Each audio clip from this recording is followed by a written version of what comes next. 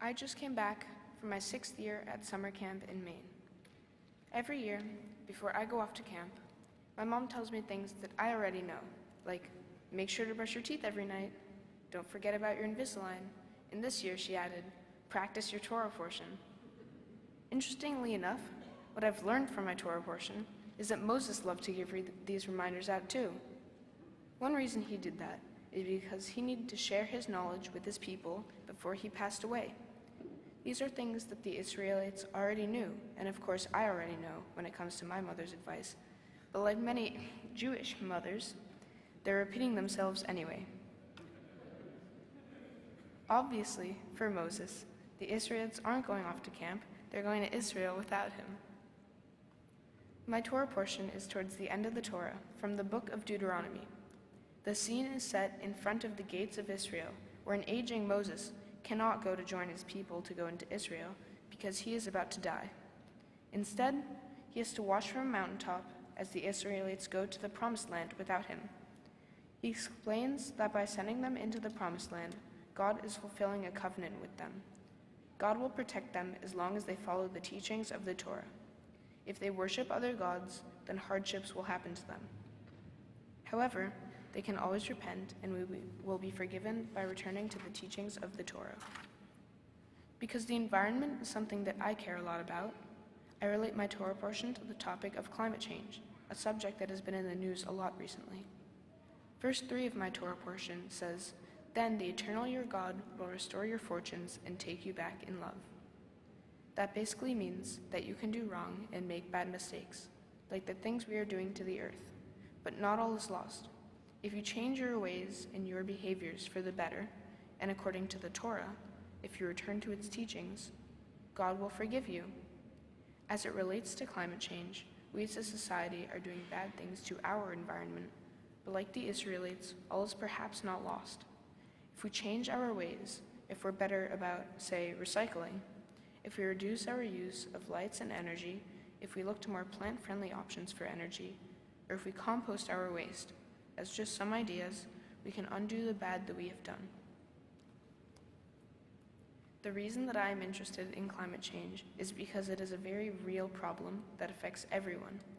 We all live in this world together, and if we don't take care of it, all the other things you might be passionate about won't matter. And most importantly, my generation and future ones won't have a healthy planet to live on. On a very personal level, there are some things that I already do. Every year, my dad and I walk along our neighborhood streets in Connecticut on Earth Day and pick up all the trash that we see. At camp, we also do earth-friendly things. We feed our leftovers to a nearby pig farm to reduce waste, and we also use washable cutlery and tableware instead of using wasteful paper plates and plastic utensils. At school, we carry reusable water bottles and we recycle. Another important project I am working on this year is to help lead a year-long effort about climate change and recycling with the kids at the Association to Benefit Children. ABC is an organization in New York City that works with families in underserved communities to give kids a joyful childhood through education and programs that nurture families. I volunteer there as a mentor to some of the boys, and my dad and I will teach a father-son cooking class. I'm also helping some of the kids create their own video about climate change and the importance of recycling.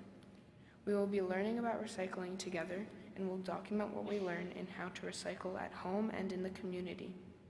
The kids will be able to share their video with their parents and their community as a teaching tool. Getting back to my Torah portion, I believe it's not too late to help fix the earth and its climate. Based on Moses' teachings and everyone's ability to repent, I believe that my generation has an obligation to act to correct these behaviors so we have a healthy world to live in for generations to come. My Mitzvah project with ABC is just one small act that I hope will have an impact, and it is a metaphorical example of how we can all return to the teachings of God and the Torah, and of course, my mom.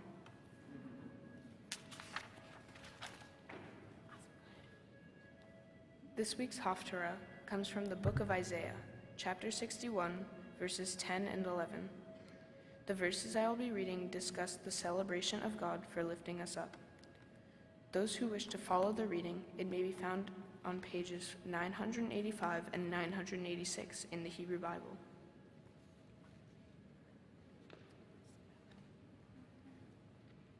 Baruch atah Adonai Eloheinu melech haolam asher bachar b'nviim tovim v'retza v'divrehem hane'emarim be'emet.